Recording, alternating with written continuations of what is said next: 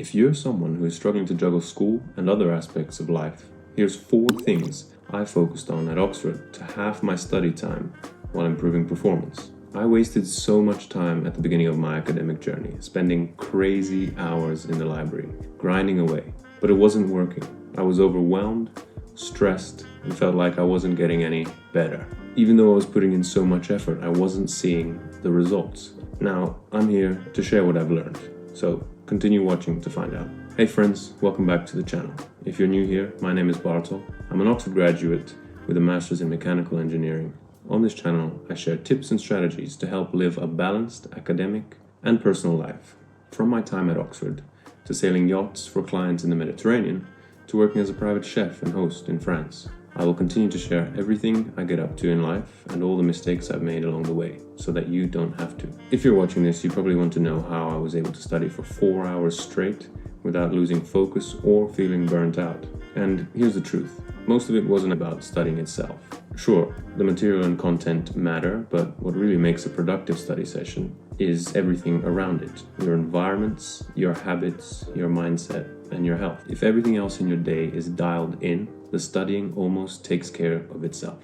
But getting everything aligned is the hard part, and it's a game changer. Today, I'm sharing the study hacks that will help you set yourself up for success, so you can crush long study sessions without feeling drained. Let's dive into some actionable ways of seeing changes instantly. Tip 1. Manageable chunks. I can't tell you how many times I tried forcing myself to sit down to study with an overwhelming list of things to get through and just not being able to. Honestly, doing anything would be better.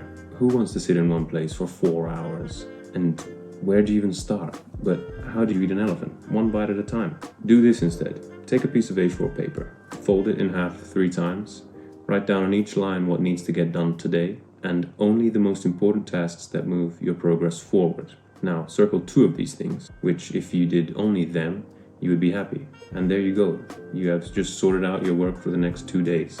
1 task for each day that moves the needle the most. Everything else you do is a bonus. Tip 2. Just do 2 minutes. How hard could it be?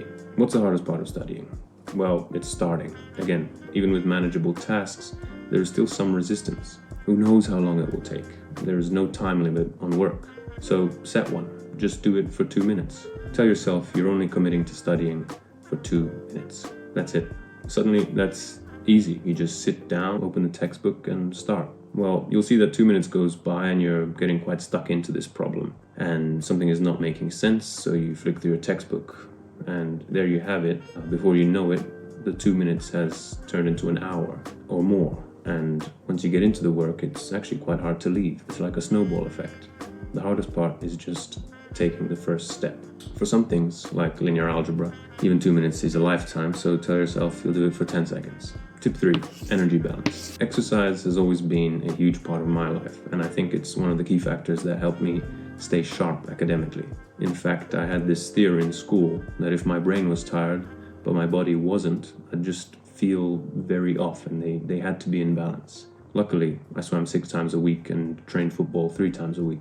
And while this helped me with my physical fitness, it did wonders for my mental clarity. By the end of the day, I was not only tired from school and study, but my body was tired as well.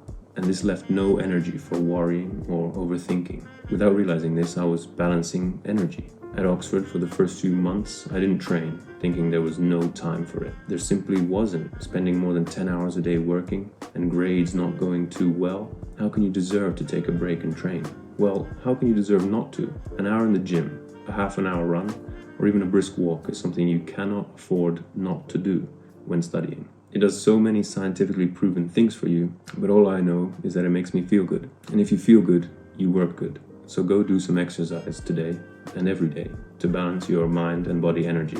It's a silent miracle. Tip 4. Sleep is non-negotiable. Sleep is the most important thing you can do for your body and brain.